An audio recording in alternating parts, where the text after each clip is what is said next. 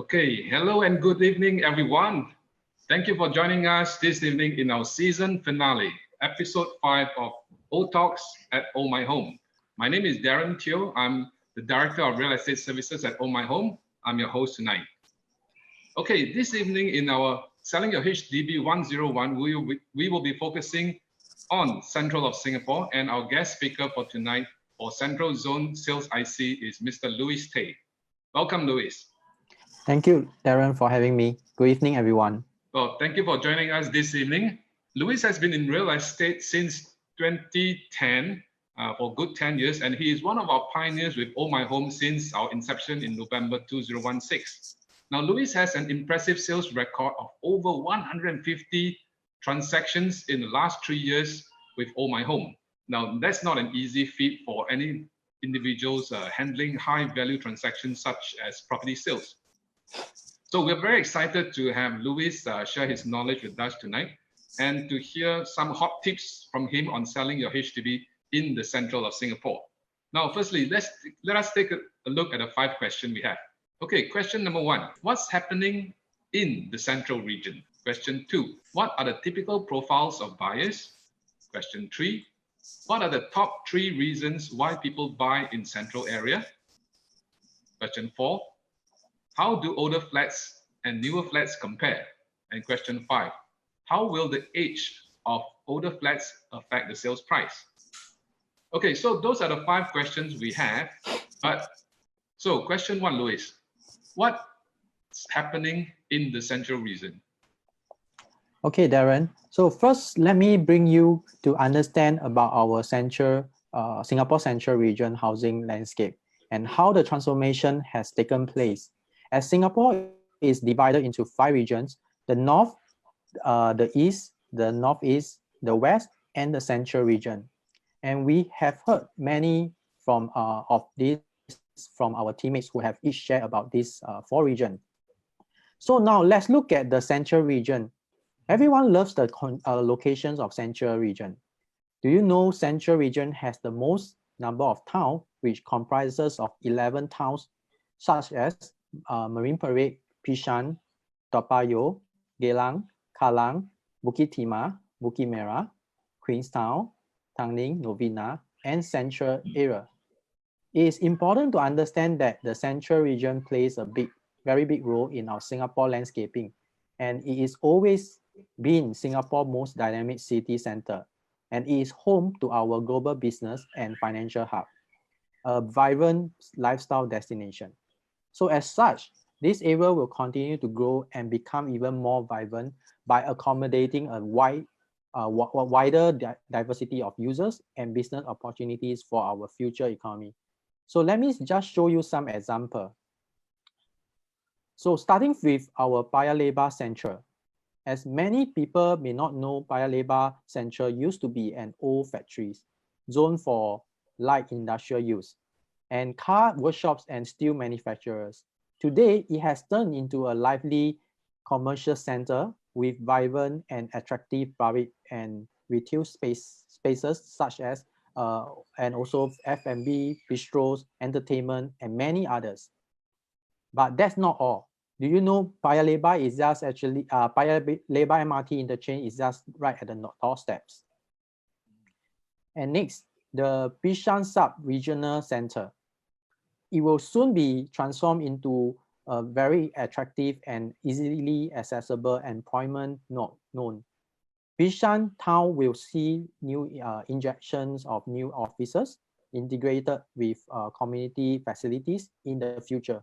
So to better serve the nearby residents and the general public. And next, we have Holland Village.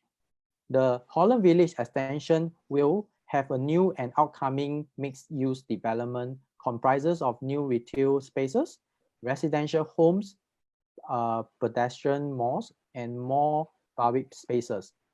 So it will add to the current buzz of Holland Village, which I am sure that the residents and Holland V lovers will actually look forward to. So these are some of the examples of those new and upcoming development within the existing precinct. So to ensure Singapore remains the highly livable for generation to come, Singapore is not just focusing on the rejuvenation of each town, but it also focuses on the new prime area. And they are such as Marina Bay. Then it has also Tanjong Pagar as well. Ophir Rochor corridors, and the Greater Southern Waterfront. The new and emerging prime district will slowly develop into their own district identity, which will set apart from the traditional prime district. The government's grand scheme of steering the nations towards integrated living, where people are seamlessly connected by additional transport nodes and walking paths to workplaces, residences, and a host of amenities. In contrast, our central region will always be the leading region and being the centerpiece of Singapore urban transformation to live, work, and play. Oh, thank you for the very interesting overview of the Central Zone, Louis. Looks like the Central Zone, many developments are still happening, and the Central Zone is very tough for the other regions to beat. Now, the Central Zone has always been a very popular and attractive area to invest in. So as it continues to attract buyers, who are the buyers actually that is buying into the central area? Yes, Darren. So question 2, allow me to ask this question. What are the typical profile of buyers? Thank you. So thank you, Darren. So the profile of the buyer would depend on the room types, as each room types is sized and priced differently. So let's look at the first room type is 3-room flat in the central. So it is price range between 230 to 550. So it depending on the size and the age of the flat. So it caters to singles and their age are usually between 35 to 49 years old.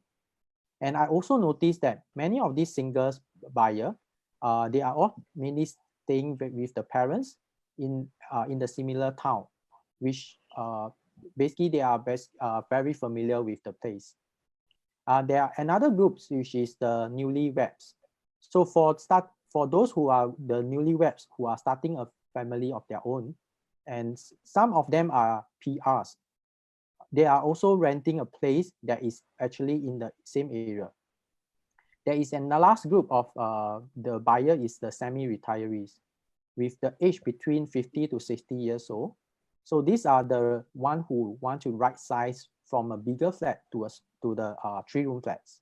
So most of the time, these people, they actually used to live in the central area. So they have that memories and sentiment about the place.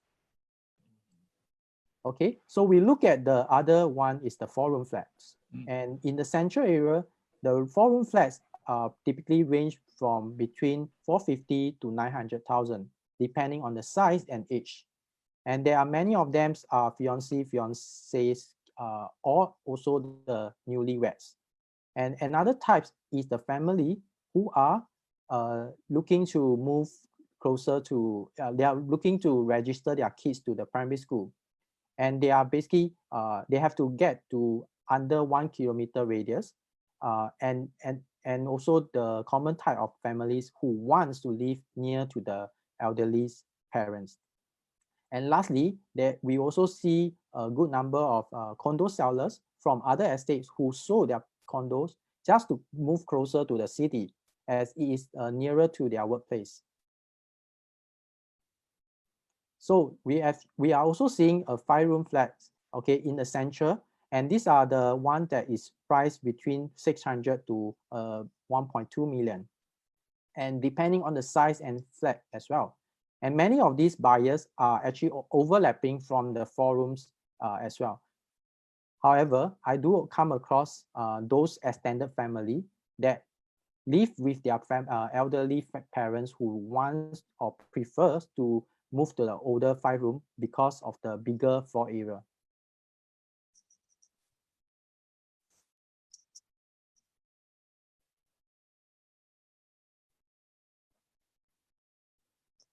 Sorry there. Terence, I can't hear Excuse me. you. Yes, sorry. Yeah, there was some disturbance No problem. in the sound system. Okay, so thank you very much, Luis. That was a very detailed breakdown of profiles that you have done. It's very interesting to see that Singaporeans actually sell their house and move because they want to be closer to the primary school. I'm not sure if anywhere else in the world this happens. But anyway, so these are the type of buyers for the central, and central does have a very varied needs and requirements. And it Yeah. seems that what they're looking for can be found in the central area, right? Yes. Yes. Definitely. Okay. So what motivates them to buy in the central area? Let's look at question number 3. What are the top 3 reasons why people buy in central area? Okay. So for this first, there are top 3 reasons, right? So the first reason is that we often hear location, location, still location. So many HDBs in the central region attract a healthy pool of buyers. Their units are usually sold at above median prices, mainly because of the scarcity of units and their accessibility to the rest of the island. The surrounding amenities that attracts home buyers to the central, including a good network of malls, family entertainment facilities, and a greater public transport network. The ease of commuting to work save our residents time and money too. So in fact, many of my buyers living in the center, they do not even need to own a car. So the second reason, if we actually look at, sorry, before we go into the second reason, if we zoom into the central area itself, there are about 8,891 units of HDB from 3 rooms to an EA. And this is also one of the key reasons why the price have continued to stay as the highest across the different estates. So with no surprise, according to HDB past transactions data, do you know that the top 3 highest rise flat values are all in the central region? Anyone who has bought a central HDB flat probably in 2004, their property value would have appreciated as much as 190%. Yes, you heard me right. This is almost triple of the price that they first bought the flat, and translating to about 12% capital appreciation per year.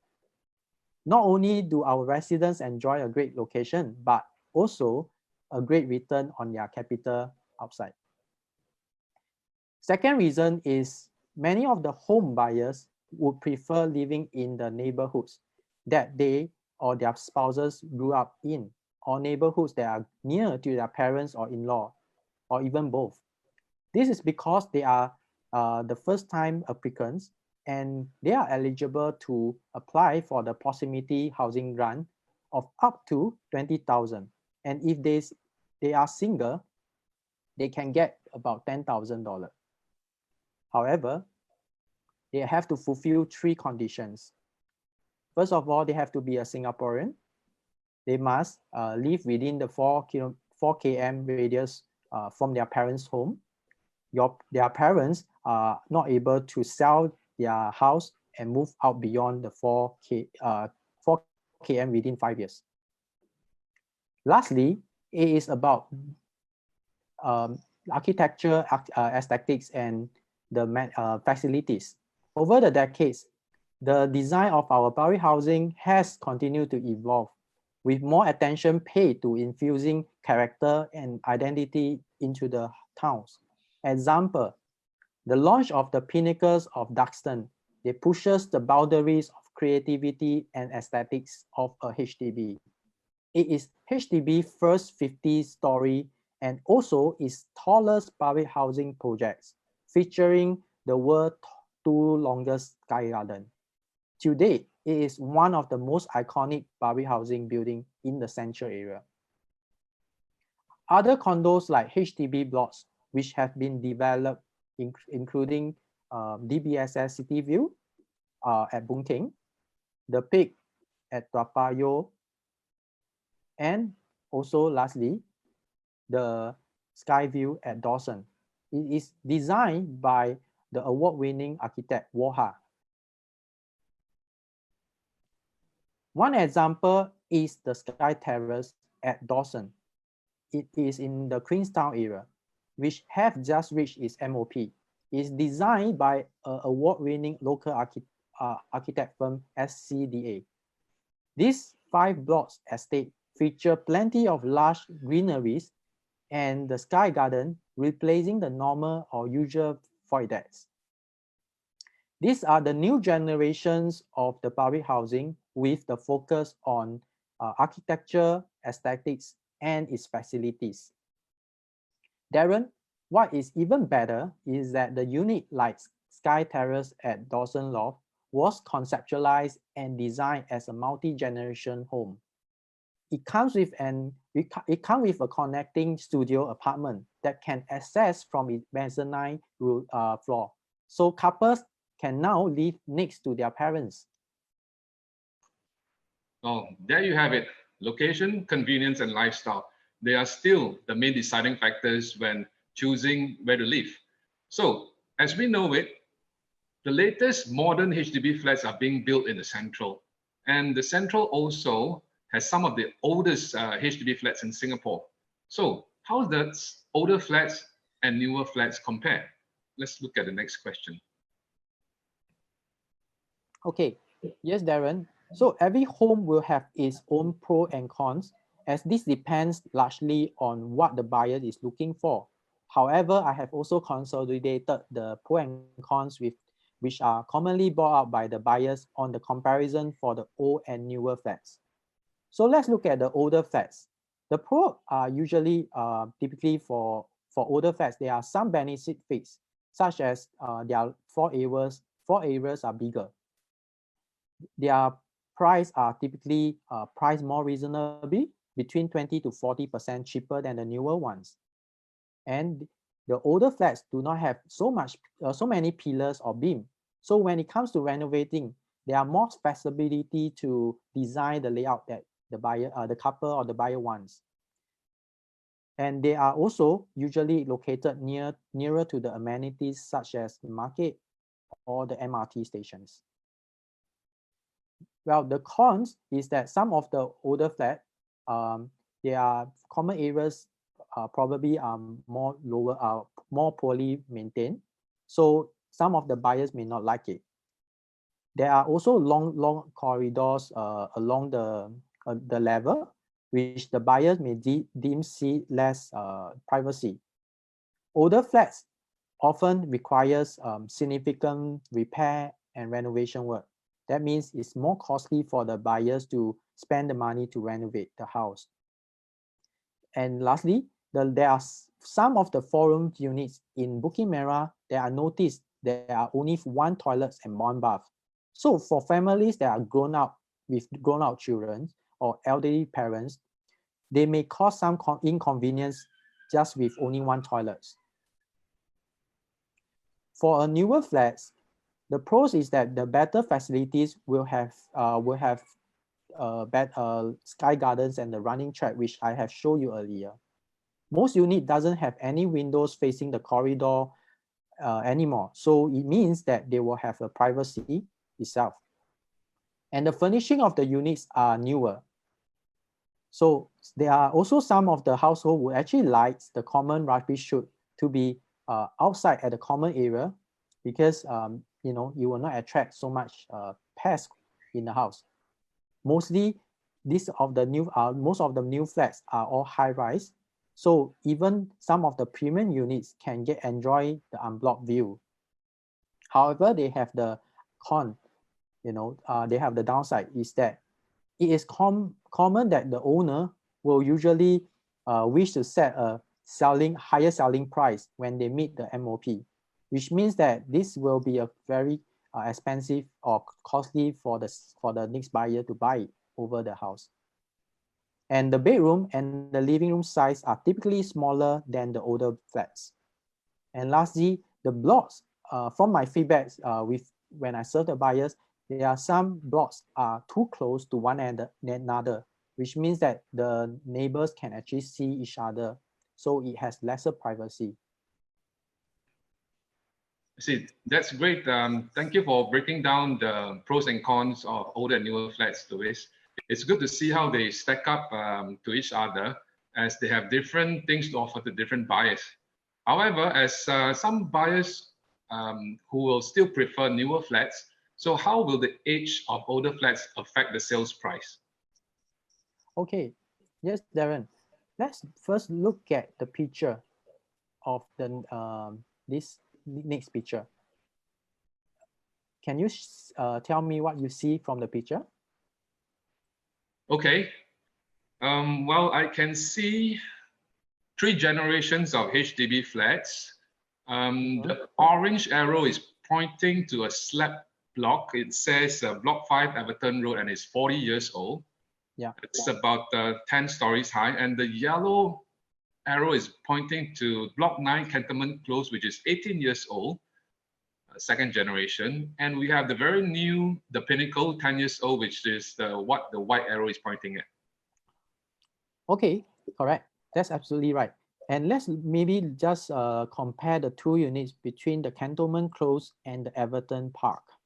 Okay, so as you can see from this picture, Block 9 Cantonment Close, this is a second generation home, and this is with a remaining lease of 81 years. And the size is 60 square meter. And there is a unit that is transacted on the 19 to 21 floor at 538,000 in September 2019. For the other block, 5 Cantonment Park, this is about 50 meters away from the Cantonment Close, and the remaining lease is 59 years, and the size is 72 square meter, and this was transacted on the 10 to 12 floor at 440,000 in May 2019. So when you compare these two these two blocks, okay, you actually have to factor in a few things, such as the size, the level, the condition, and the price that the buyer actually bought at the year that they at the generation that they bought the house. Assuming that both of them are the first owner, and we look at the Block 5 Cantonment Park, okay, this block itself, they probably are only transacting as a first owner. I would guess that the first generation flat was around 20 to 50,000 back then. Compared to a Cantonment Close, this one, when it was launched 15 years as a BTO, it was around 250 to 280,000. So let's look at another picture. Tell me, what do you see about this place? Okay, I see another 3 group of HDB flats, different heights in the building. So likely indicating the shorter ones are the older ones and the taller ones are the newer ones. So this is in the Commonwealth MRT area. The orange arrow indicates Block 87 Commonwealth Close, which is very old, 53 years old. And the yellow is 89 Tanglin, which is 12 years old. And differently, the green one is the youngest, which is only 5 years old at 51 Commonwealth Drive. So tell us, what's the difference between these 3? Let's look at these 3 different blocks. They are basically all in the same location. Their similarities is in the same location. However, it's the age. The difference is the age itself. So by looking at 86 Commonwealth Close, we see that this block is about 46 years left with the remaining lease, and the size is 58 square meter, and there is a unit was transacted on the 4th to 6th floor at 233,000 in January 2020. And we look at 89 Tanglin Hot now. 89 Tanglin Hot, it has about 87 years left, and it is a 60 square meter, and there is a unit transacted at on the 7th to 9th floor for a price of 488,000 in August 2019. And finally, we see 51 Commonwealth Drive.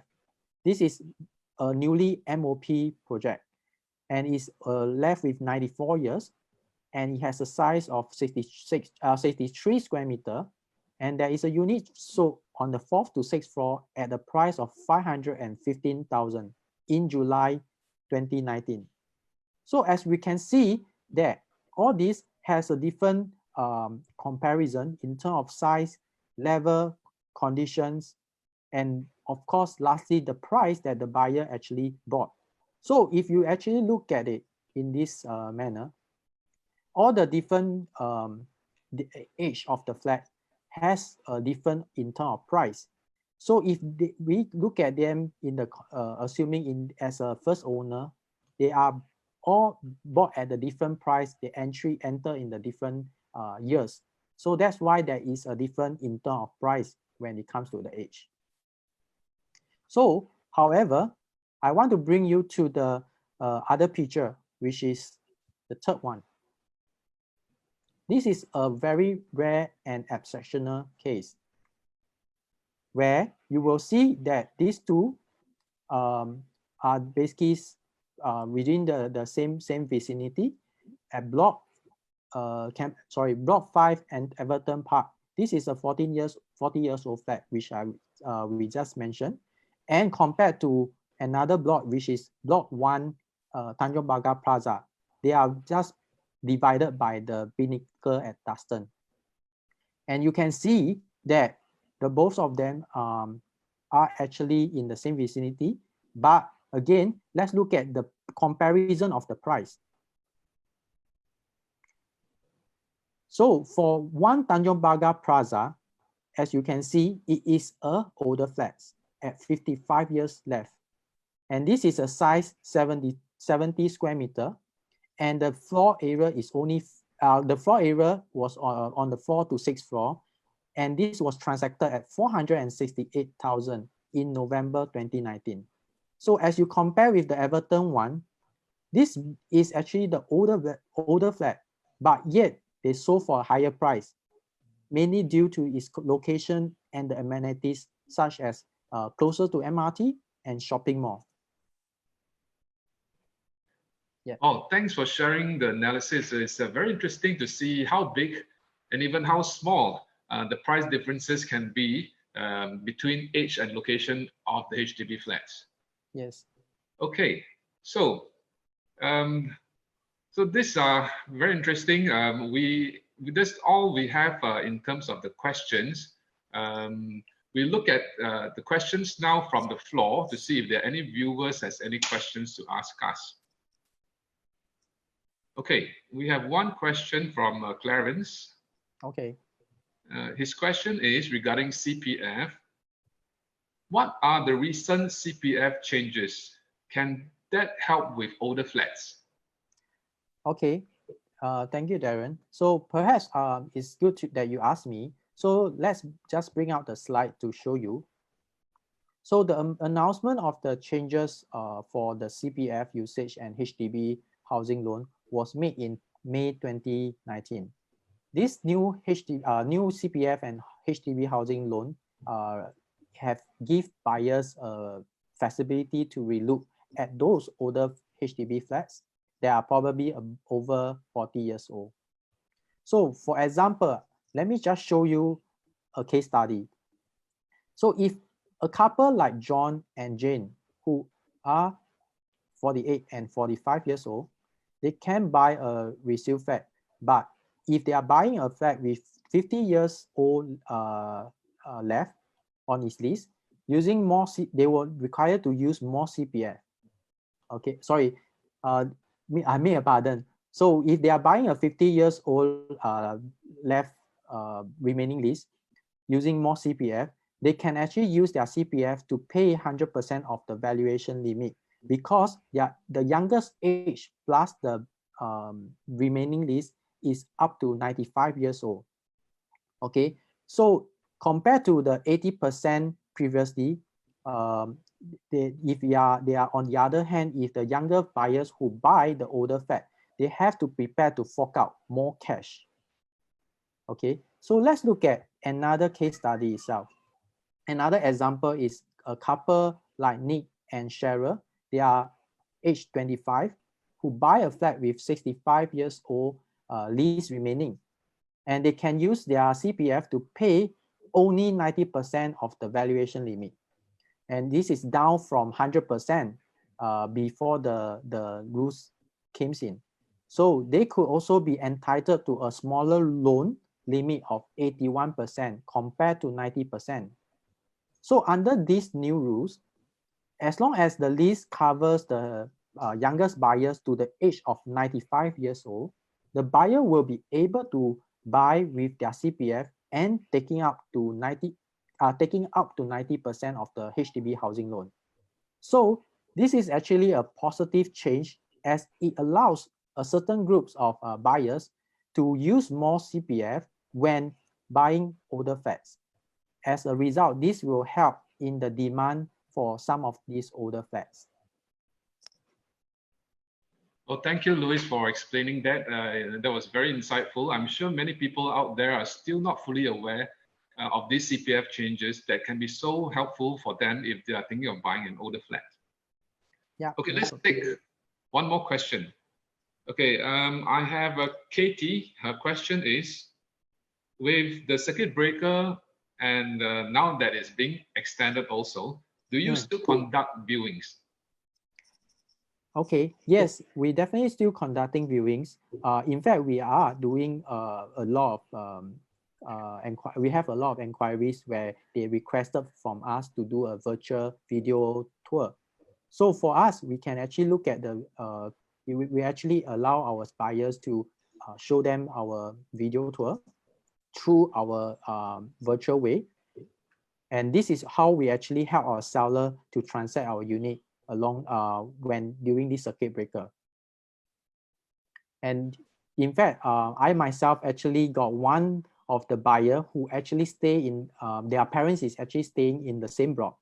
So this morning they just called me and they request for a video tour, and now we are already in the negotiation on price. Well, that's fantastic. It's good to know how technology can help us in this kind of situation. So virtual viewing is the way to go. So, all right, thank you so much, Louis. That's all the time we have. Thank you once again for joining us. It's been a pleasure. Thank you. Okay, now that was Louis, our Central Area IC, sharing with us his knowledge and his expertise on the Central Zone. Okay, so this is the end of the show. We hope that you have found this series of our HDB Selling 101 to be informational and helpful. You can find our full series of this week's recordings in our website at ohmyhome.com. So for your information, we are also planning to do a second series on how to buy or buying HDB 101, and we'll announce to you as soon as we are ready to go. Okay, now if you have any comments on or any topics that you'd like us to feature the next round, just do drop us a comment and feedback at the comment section below, or you can visit us at our website at ohmyhome.com or our app and let us know your feedback over there. That's all we have. Thank you so much for watching. We'll see you again. Bye-bye.